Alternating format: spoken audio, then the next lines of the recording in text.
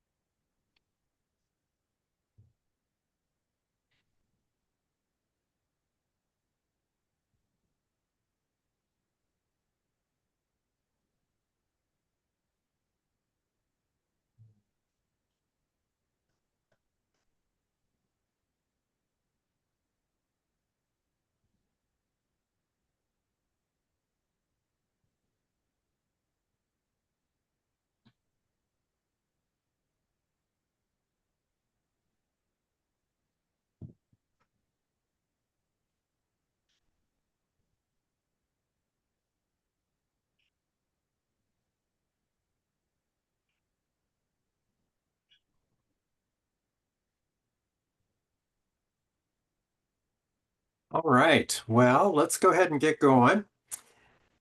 Thanks everybody for joining us this afternoon. I am Don Neese. I direct our Community Engagement Core for our Colorado Clinical and Translational Sciences Institute. Um, you've joined our Community Engagement Forum, which is a collaborative venture between the Accords Center and our CCTSI Community Engagement Core. Um, I and Dr. Sarah Brewer will be your hosts for this afternoon's discussion. Today, we're starting a new series for this academic year focused on ethical practices and community engaged research.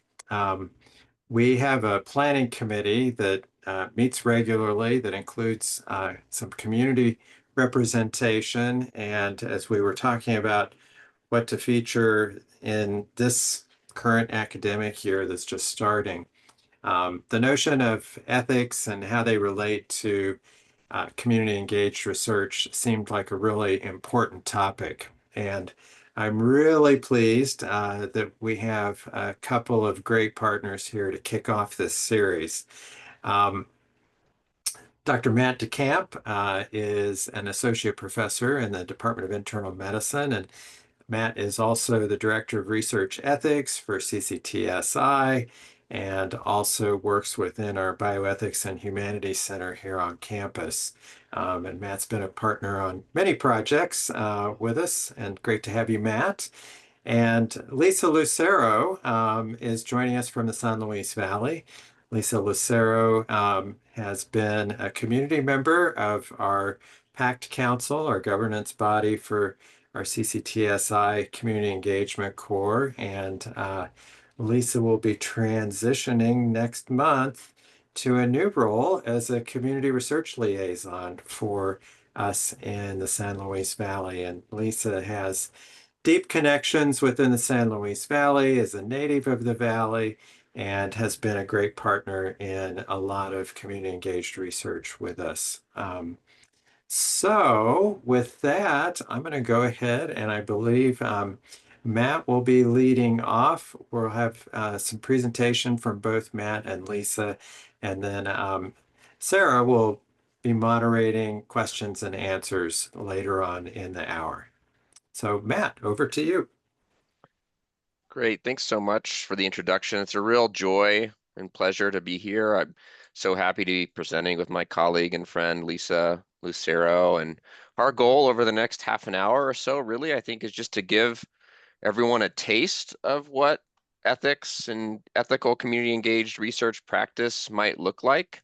We'll probably barely scratch the surface, and we hope to leave plenty of time for questions and answers in the minutes that follow. So I'll start us off by making some general comments about ethics and community engaged research practice. Again, I'm coming from an academic university perspective. Some of this will necessarily overgeneralize in some ways, I would say, because we're limited in terms of time, but I at least hope to get a conversation started. I like to start with the children's story. There's a lot that I think we can still learn from children's stories, and this is the story of the little polar bear. If you haven't read this one, there's a lot to unpack in it. It's an interesting story, a lot of lessons to be learned. But what's this story about? Well, this story is about a little polar bear who falls asleep on an ice floe after learning hunting from his father. When the polar bear wakes up the next morning, the ice floe has gone all the way down to the tropics, where the little polar bear learns that things like bright white fur and lessons that have been learned in the Arctic turn out not to be very applicable when it comes to living in a tropical rainforest. So an interesting story with that lesson that I think teaches us something about our basic ethics principles for research ethics as well. And that is that principles that serve us well in one place might not do so well in another. And that's one of the take-home messages from today. What do I mean by that? What is the traditional view of research ethics? Well, I think of it as being mostly about protectionism. This paradigm is changing, but I think it still casts a shadow over us today. And how did we get here? Well, there are plenty of notable examples of research misconduct over the years, the decades, whether it's the Tuskegee syphilis study, Willowbrook, STI studies in Guatemala, many more. I think those examples of misconduct naturally led us to this point of protectionism, where we have these three foundational principles of research ethics: respect for persons, operationalized through getting informed consent. And many of us in the research world are very familiar with informed consent documents and practices. Beneficence, the idea that we have to minimize risks and maximize benefits for the individual research participant, another important ethics principle. Or the idea of justice, which, following the thread of protectionism, really in its earliest stages was interpreted as being protections of the vulnerable. Vulnerable classes defined as children, pregnant people, individuals who are incarcerated, marginalized groups, and so on. So these are some of the traditional principles that come about in research ethics. And again, many of us are taught these very early in research careers on the academic side. But I think there's an unintended consequence of this notion of protectionism in a way that I think puts up here a brick wall between researchers and participants and communities. Because we come with this idea of protectionism, it creates a wall in some ways between university researchers and participants and communities. Where on the researcher side, we might over-focus on individual consent and harms compared to those that are associated with a group. We could see barriers to recruiting people that represent the full range of lived experiences because of that overly protectionistic, maybe even paternalistic tone. We see our role as protecting subjects. And yes, we may change the language to research participant or research partner, But that shadow cast by protectionism sometimes leads us to think that our role is to protect, create boundaries. In that same vein, we might return results to participants at the end, or if at all, because we see data as ours, as something we have to protect, and so much more. On the participant side, this brick wall, I think, raises a number of other questions where participants and community might say, well, where do my data and samples actually go? What difference did this research project make for me or my community? Should I trust researchers at all, given this notion of protectionism and this wall that's somehow between us? An unintended consequence, perhaps again, understandably because of history, but related to those foundational ethics principles.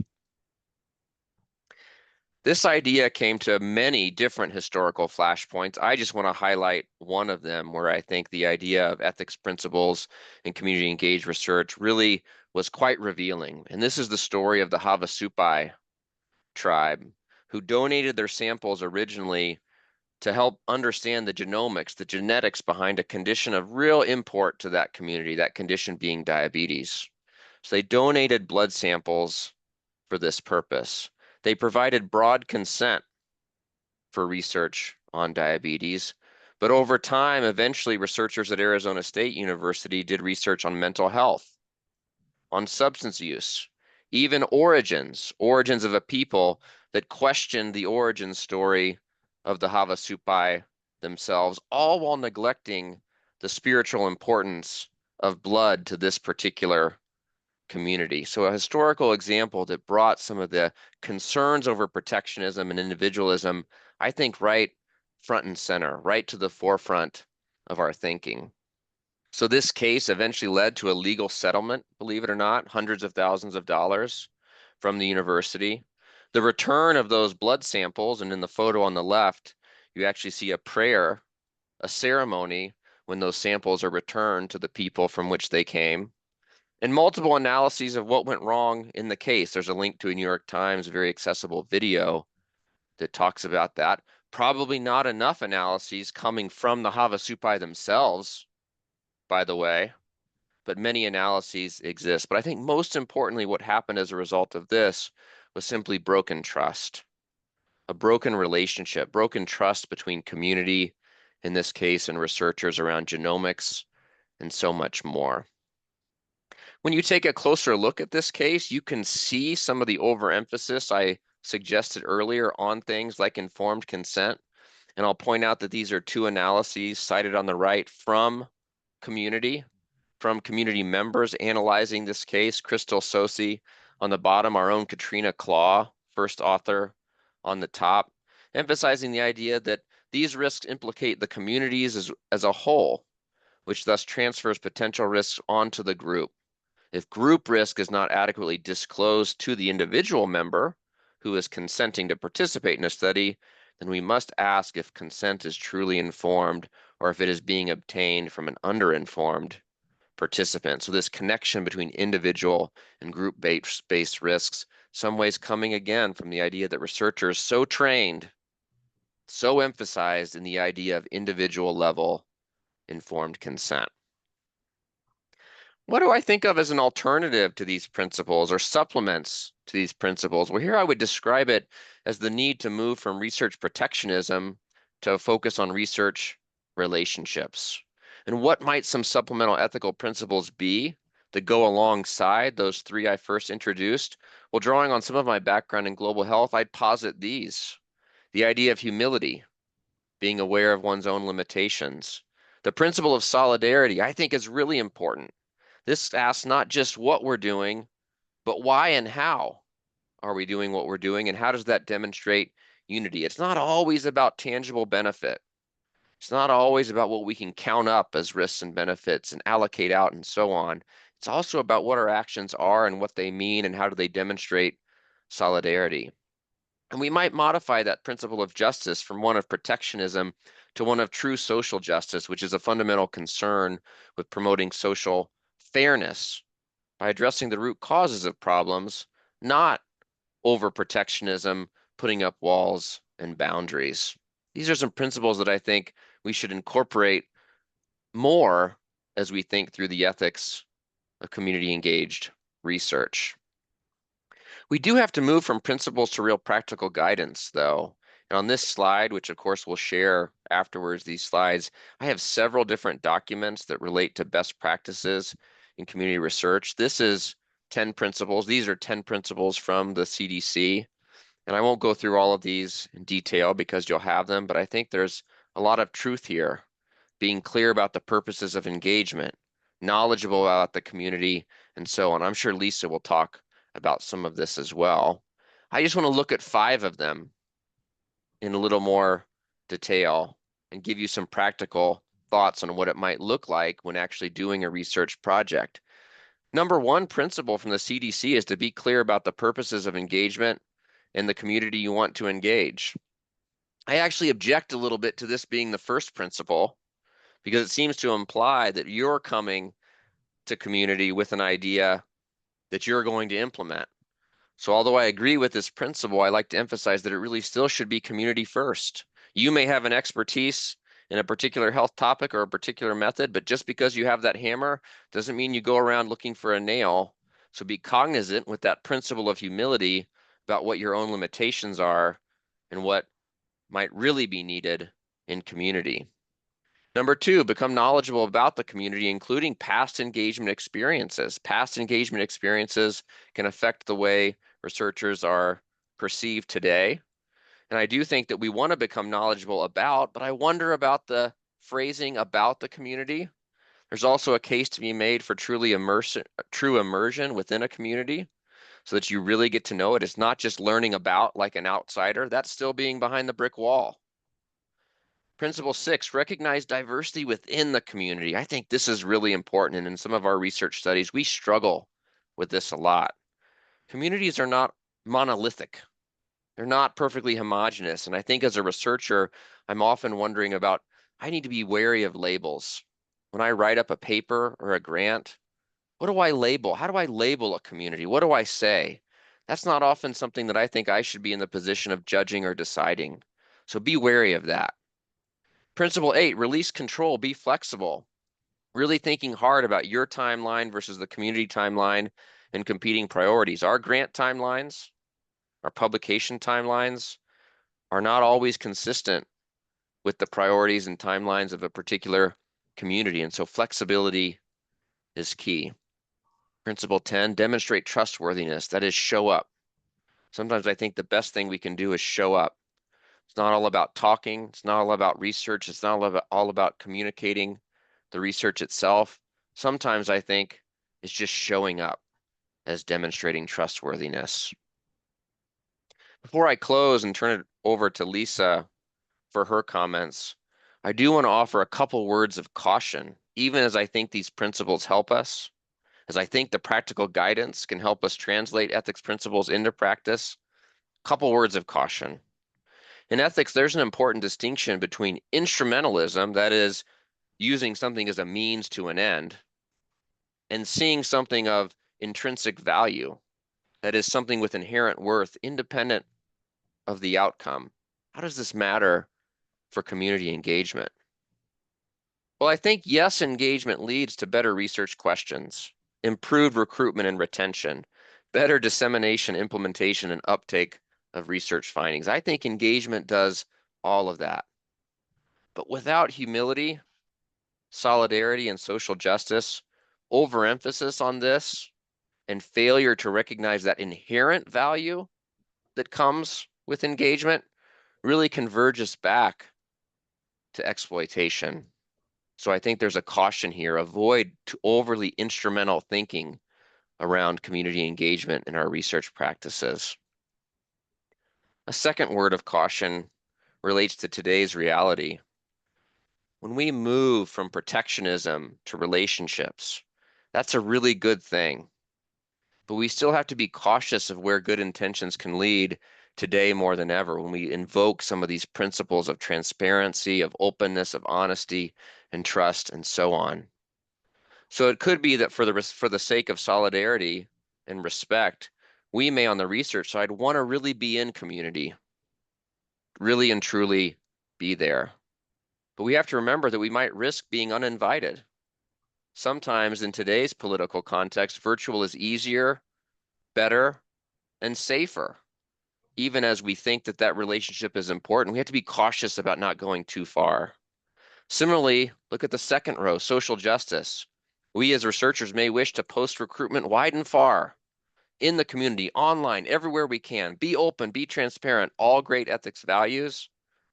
But again, be cautious for the unintended disclosure of identity, safety, or privacy risks. When we've created those materials and posted them, we may unintentionally cause harm by virtue of the way we do that recruitment. Lastly, last example, transparency and trust. Again, we may want to disseminate data and results freely and openly. That can be a great way to build community and relationships in some contexts, but be careful because unauthorized secondary uses, unauthorized additional analyses of those data, even when they're made open, could harm community. And some of these ethics tensions, I think today in today's political environment are present now more than ever, and we need to be ever more aware, even as well-intentioned use of additional ethics principles can get us toward relationships of trust and trust building. So just to close with this, I think I like to think about froms and tos and subtle changes in language that can be important and orient us to the ethics of community engagement. I think we need to move from phrasing like research on or research using to research with. I think we need to move from thinking of data and samples as gifts, as a gift metaphor, and instead think of data and samples as being on loan, or that we as researchers are actually stewards of data and samples. They're not gifted to us in the traditional way that we might think about a holiday gift. So think about those subtle shifts in language and how they reflect those basic principles as well as the new ones, solidarity, humility, and social justice. And I'm going to turn it over to Lisa.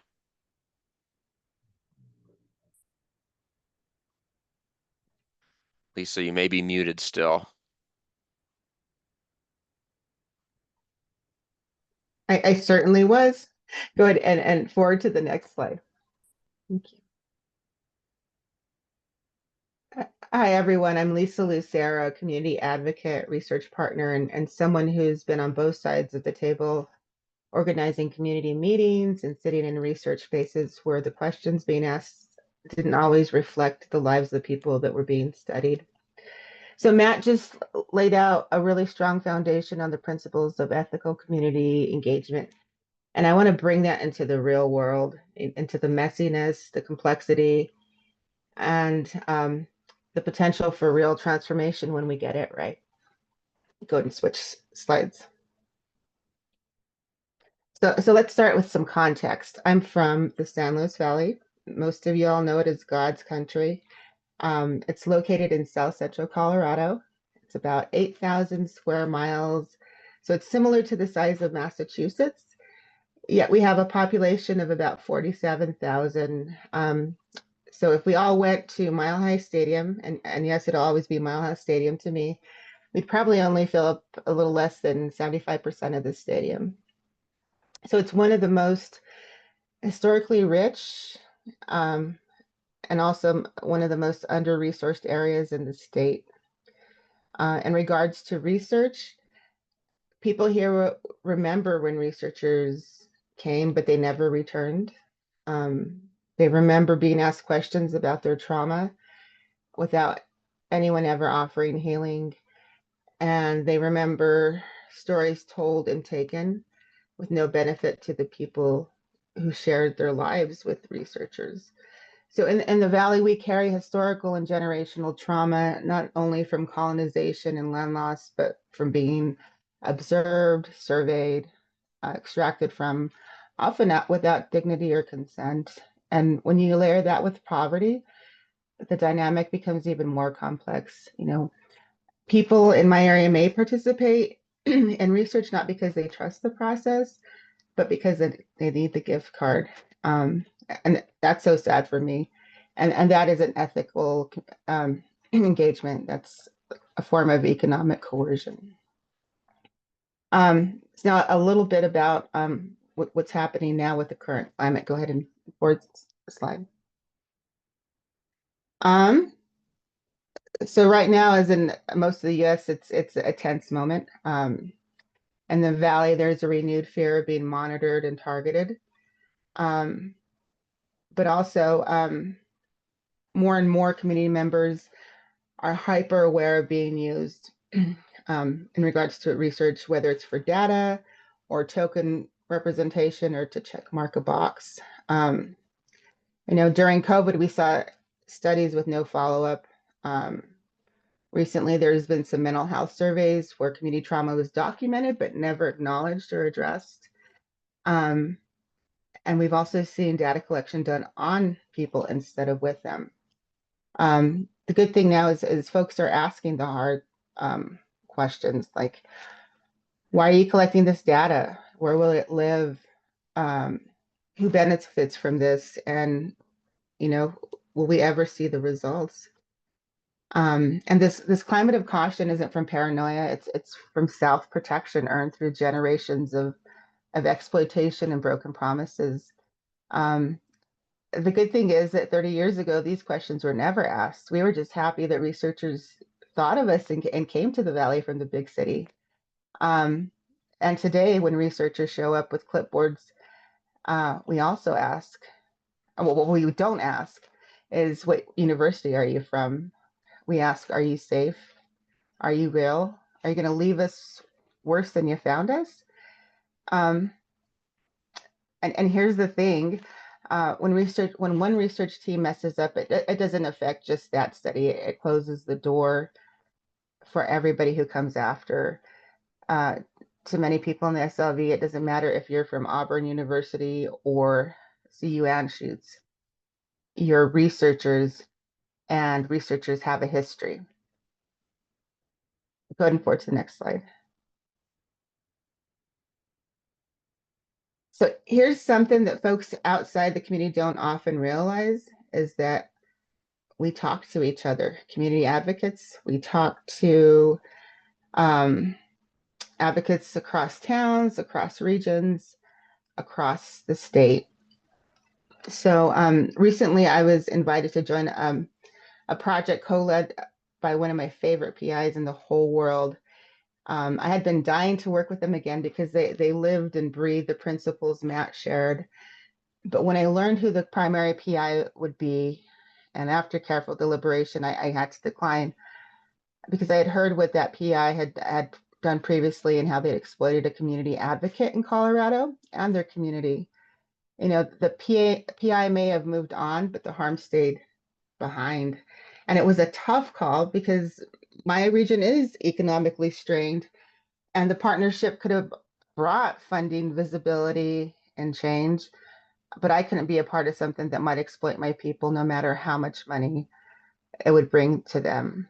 And it actually reminded me of one of my favorite moments from last year when I told a funder, if more money in the SLV leads to more inequity, burn that expletive before it gets into my community. We don't want it or need it. My executive director would die if she knew I said that, but I meant it, because when ethics fail, money becomes poison, and healing isn't for sale. Go ahead and forward. Yeah. So let me tell you about two roads, one that fails and one that heals. So first, the failure. There was a national research team that came to my region wanting to understand environmental impacts of health. The premise was good, but they showed up without a clear communication plan, any understanding of local history, and they didn't have any community members on their team. They asked questions that felt extractive and were even triggering. Worse, they didn't return to share any results. And what was the result? Well, community members felt used. The door to future collaboration was kind of shut quietly. It wasn't a dramatic scandal, but that's exactly how mistrust accumulates, not always through these big unethical events, but through hundreds of small violations of relationships. And now for a success. So there was a health study that took time to build trust before asking anything. They hosted listening sessions. The survey questions were co-designed with community. Community members determined how the data would be used. And then they came back, not just with findings, but with resources for next steps. And it wasn't perfect by any means, but it was transparent, reciprocal, and rooted in respect. And because of that, my folks didn't just participate, they took ownership in it. So it was a beautiful experience for them as well. So this is what it all comes down to. Go and forward, Matt. So Matt shared some key principles, and I want to echo, but I also want to add that if you're not willing to stay in the room after the data is collected, don't come. If you don't know the trauma, your questions might reopen, maybe slow down and ask. If you wouldn't let this happen in your community, in your neighborhood, don't do it in mine. Don't think of ethics related to research like a checkbox. In communities like mine, ethics are not about compliance. They're about relationships. It's about seeing people as partners, not data points. And when you do that, something shifts. People feel seen, they feel safe, and they start to believe that research can be a tool for healing, not harm. And if you can do that, you're welcome in my community. We'll walk beside you. Thank you. Thank you both, Matt and Lisa, for sharing your perspectives from both sides of this. I think there's so many nuggets that that you guys have raised here, and I'm hoping we can spend a little time digging in more deeply to some of the things you've shared. For those of you who are attending, please feel free to put comments, thoughts, questions in the chat. We have plenty of time to come back to discussion points, so please be liberal in sharing. We want this to be a discussion. I'm going to start us off. Both of you raised both things to do and things not to do, and I think those lead us to when is it right to partner? How do we make choices about when and how to partner? And so I'm hoping each of you can say a little bit about where's the line? When should we say no to partnership? So, Lisa, from your perspective, when are the times where communities should say no, we're not going to participate? And Matt, when might there be times that researchers should not go to communities or think about conducting their work in a different way? I'll let either one of you go first. So I can go first. So I think when research only serves the institution and not the people, number one. If the project causes harm or reopens trauma without a plan for healing, if there's no local partnership, no local accountability, and no real communication plan. And then typically what sometimes researchers will do is they'll parachute in, take what they want, and then disappear. So yeah, those are times when we shouldn't probably partner. Thanks, Lisa. Yeah, I think on my side, thinking about some of those principles that I shared of the 10, one that immediately comes to mind, I want to acknowledge that Montel, who's on the webinar here, shared the CDC 10 principles with me, and as well as some of the other resources that I think are important. And the one that comes to mind for me is this issue of flexibility, the ability to be flexible. When I think of a research project, if I see a project where I can't be flexible in timeline, in choice over outcome measures and survey questions, I see there's a question in the chat about surveys and items and so on. If I don't have that flexibility, I'm likely to try to avoid community engagement in that particular project because I feel like I can't do it with integrity. I'm going to be facing an uphill battle of timelines and grant deadlines or whatever else might be required. If I don't have that flexibility, it's probably not a good start to a community engaged research projects. So I'm often very attuned to that. This isn't exactly answering your question, but it's something else that came to mind is I don't know many researchers who look back at a project and say, you know what, great project. Probably we engaged community too early. I don't know that anyone has ever said that. And so I think another really important part of this principle is earlier than later. And I would venture to say it's probably never too early to have conversations, in part because they do start to build relationships. Yeah. I think that goes to the very first point you made, Matt, right? Of just starting with community first, right? If the questions aren't of importance to the community, uh, there's going to be a big gap and a lot of tension in getting the work done.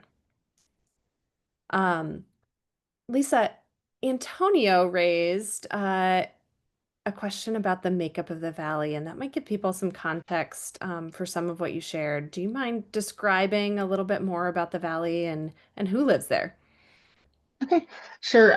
So it's about 50-50, people of Hispanic descent, Anglo, um, a lot of people of Hispanic descent have indigenous descent also, but they don't know about it because of the history and stuff that happened.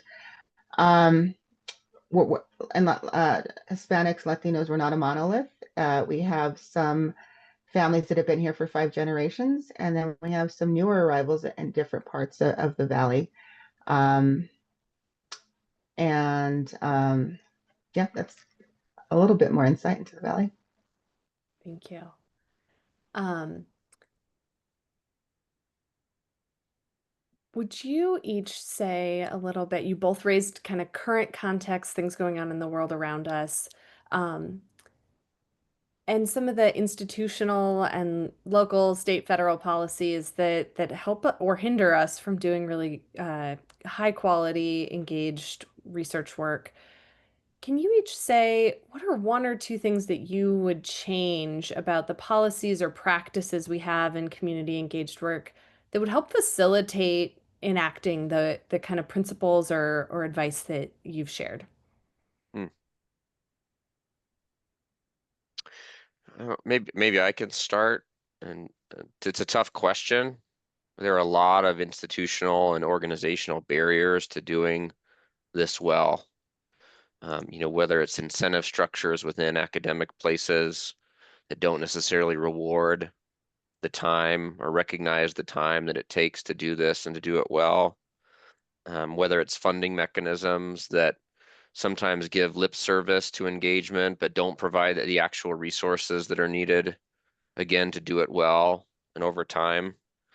A project I was involved in related to COVID-19 and COVID testing, we had a project called Reach Out, and Reach Out was one project around the country. And there was a lot of discussion with the funder, the main funder of this study being NIH, around the idea of flexibility. There's this tension that the NIH wants certain data items, and they want everyone to ask the same 50 questions to every single person that participates. But there was a lot of discussion around the country, not just our project was involved, but it wasn't just our project, where people were saying, look, we need more flexibility from funders in how we implement these questions. Some of these questions aren't appropriate for our context. Allow us and allow the community to direct us to help us do the research in a way that's best. And that is a tension, right? I mean, I can understand the NIH perspective of wanting a common data set across the country. There are advantages to that.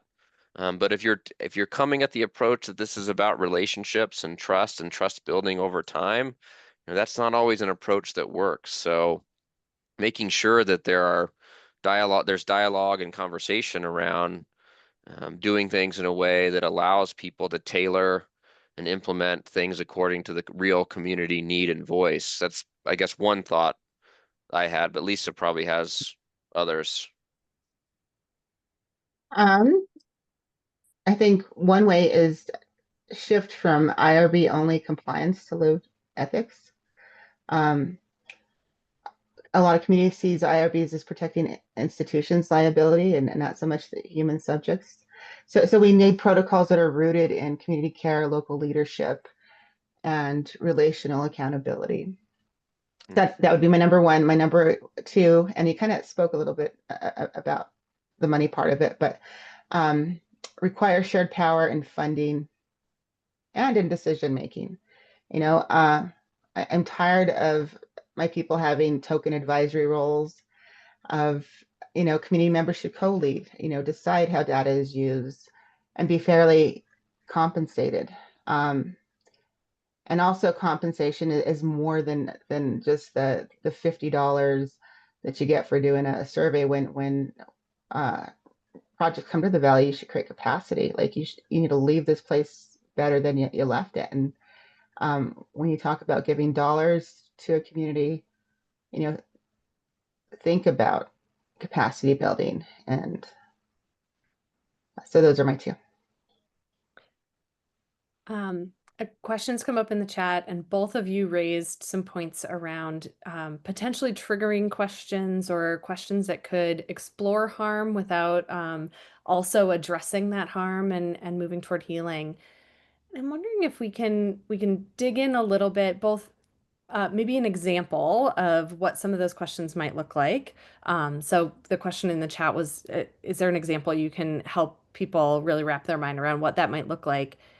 And then I'm wondering if we can also talk a little bit about how to balance the need to address those traumas or potential harms with the flow of funding, where often we need to establish sort of prevalence of something before we can move to solutions, and how to build those things in when maybe you have a small prevalence study and not a large intervention grant. So examples, and then some talk about how we might dig into that. And I'll let you guys again decide who might want to jump in first. I can give an example in the Valley, and it was a survey based around substance misuse disorder, and people were paid $50 to take it, but they talked about their lived experience. They got kind of raw, with them, but here's your $50, goodbye. I don't think as of yet they even did any like community share back with them, but they brought up a lot of personal stuff. And these folks were about I think they have to be 3 years in recovery, but still it opened up some wounds. Yeah, I think there are lots of times where we, on the research side, we may again be well intentioned. Like we've got this survey, we might as well use it where maybe it's about COVID testing, and we've got this unique opportunity. Let's just throw in some questions about, I don't know, socioeconomic and work status. Great opportunity, right? But from an ethics standpoint, number one, there's a general rule, which is sort of don't ask questions about things you can't do anything about. There's exceptions to that, I understand, and I'd rather us talk about those exceptions, but at least acknowledge that initial norm. And also we have to be aware, like the second part is when we're asking questions about work status or socioeconomics, we may be unintentionally asking questions that are triggering or that cause community to be worried about revealing, immigration status or other sort of incidental pieces of information that we as the research team aren't well positioned to know in advance. And that's a clear case where engaging with community and with participants in advance to get review over those items and make sure that they're appropriate before we ask them, I think can be just really, really important. And, sometimes I will say from a practical standpoint, we also develop novel ways of getting around some of those things. So in our particular research study, we had a battery of like 15 health related questions. Do you have this condition, that condition? It's like a list of 15. And we're supposed to ask it, but maybe as a little bit of a workaround, we asked one question that said, do you want to share any health conditions you have with us? Yes, no. And if someone said no, then we didn't ask any of the 15. So it was sort of on our survey, but it really wasn't. And we at least gave people a chance to opt out. And then lastly, maybe this is another thought that's in my head. The other thing that has been helpful for us when it comes to these data question items is we've often had people who are from the community, in the community, collecting the data. And those people are the best at explaining what it is we're doing and why those items are there. And I think in a way that feels very different than if I'm the one explaining it. So lots to unpack even in that data survey item question. Yeah. We have a comment from Jeanette. As a clinical psychologist, it makes me sad to hear that researchers have brought up trauma in research studies without providing counseling resources. And absolutely agree with that. And I'm curious, Lisa, as that sort of proposed solution in that comment, one, if offering those sort of resources is sufficient, and also whether those resources exist, and whether that's a consideration in these studies where folks are coming to your community or other communities. Um, I think there could be more than that. I think that's a great start, but you brought up something in my area. Some of those resources don't exist, or it's an arduous process to obtain. So Okay. Okay. Another question also from Jeanette. Do you have additional thoughts or words of wisdom about engaging communities with the current federal research funding changes? And so, for example, do you or your community teams spend time explaining upfront how current federal changes are changing language, funding, how wording might need to be changed, or other things like that in our rapidly changing context in the last few months? Hmm. that one's easy. Just be transparent. I mean, see community as a friend, like what you would tell a friend, be transparent. And there was a funding opportunity to an organization that I work with in the San Luis Valley. And because of federal changes, they were required to change some of the wording.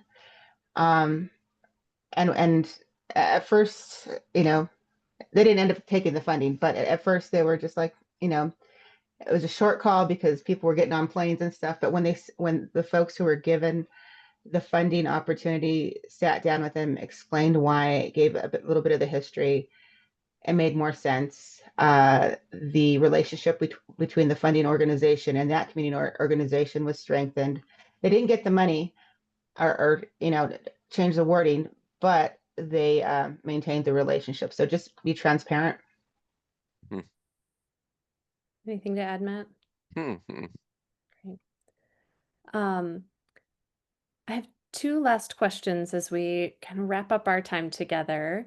When that mistrust exists in a community, mistrust in institutions or in researchers, generally or specifically, what are things that researchers or community can do to build that trust back together?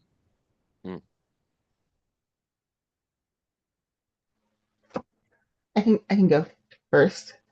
Um, I can tell you what trust isn't built with, and it's not built with gift cards, but it is built with time and humility and presence. I'm going to give a shout out to Don and work that we did years ago. But they showed up before the project started, and they stayed after it ended, and it ended 7 years ago. He's still here. Be honest when you don't know something. Acknowledge history. Don't just skip over it. Sometimes history is painful and it's ugly, but acknowledge it and don't skip over it. Partner with trusted community members and follow their lead. They'll tell you how to gain trust. And also share, break bread, share food, share stories, Yeah.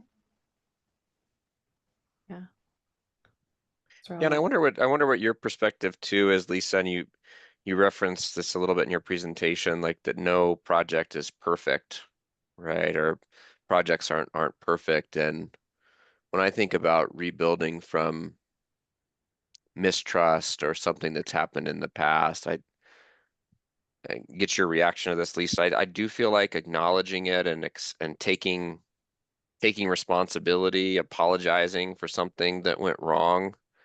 It's not always something that we as human beings are good at in general, let alone people as researchers, not always good at accepting responsibility and apologizing for things. But when something has gone wrong, just being open and upfront about that. I mean, what's your, Lisa, do you think that's well Well, received by, yeah. well, I have a story for that one too. I mean, it could help or heal. So it wasn't a research project, but it was a community engaged project that was led by a researcher, and it can't it, not kind of went sideways. It went sideways in the San Luis Valley. Um, the um, the person who was working on it was asked not to come down here. That kind of bad. And one of the researchers reached out to me, told me how bad she felt about it, and or they felt about it, and is this going to affect my ability to do further work in the San Luis Valley? And I said, absolutely, it will.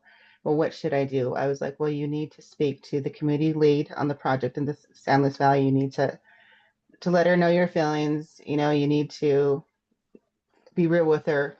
Um, and I also told her, is the money um, worth what community thinks about you, money being a part of the project?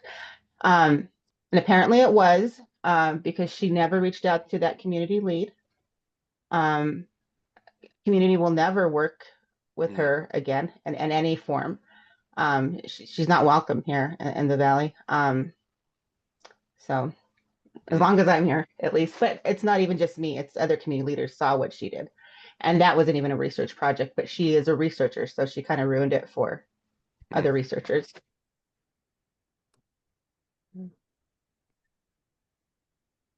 One last question. Where we've got a bunch of folks who are here, I assume in part because they want to be able to do this work really well. They want to follow the right ethical principles and create really strong partnerships. Where would you recommend that folks go to learn more, to get more resources, to be really prepared to do this work to the highest quality? I have some general thoughts, and maybe Lisa, you might want to talk about immersion training and such too. I think um, one thing I want to acknowledge is that community-based participatory research, CBPR, and the principles behind it have been around for a long time in public health. And many of those principles, I think, still have a lot of lasting power today. So although I shared on my slide some guiding principles from CDC that Montel had shared with me, from CTSA groups, from others. I also want to acknowledge that there is a long history of these kinds of principles in CBPR and other places. So chances are there is ethics guidance out there on this topic if you're willing to look for it. So those are a couple resources. I don't know, Lisa, maybe you want to talk a little bit about things that are available at CCTSI or in immersion and so on? Sure, through CCTSI, there's the Colorado Immersion Training. Um, and through this, researchers will learn like the core principles of CBPR. They'll develop skills to engage with community partners in research. But the fun part is they'll get to spend time in a region in Colorado, where they get to learn firsthand about the community. So I hosted 3 researchers last month, and they got to dive deeper. They got to build relationships, but then they also are receiving ongoing technical assistance and coaching from the faculty and staff. Um, so it's a great program. Um, and from the community standpoint, where should you go? You should go to community leaders, advocate and elders. They hold the knowledge that researchers won't find in a journal article. Thank you both so much for sharing your insights, your advice, some really great principles, and some excellent examples of do's and don'ts in community. I'm going to pass back to you, Don, to wrap us up. All right. Thanks, Sarah. And again, thanks, Matt and Lisa. Oh my gosh. I mean, could just about write a textbook out of everything that you guys shared today. And I know it's summertime and we have a little bit lower attendance, but I just want to remind everybody who's here, if you really like this presentation, the recording will be available on the Accords website. And I would just encourage you to share that with folks that you know who maybe would have liked to have been here but couldn't have been here. Our next conversation, which will happen in October, is going to focus on the data issues, ethical data practice from storage to sovereignty. So we're continuing to kind of push into challenging topics here. And I know that's going to be another great one. And I hope you all can make time to attend that as well. Just a word here, I encourage you to click on the link that Jordan's provided in the chat for our evaluation. We definitely do pay attention to those and use those to shape these discussions and conversations. So thanks to everybody who's been here. It's been really great. Good to see you all, and hope you continue to have a good summer. Thank you all for being here. Really appreciate it.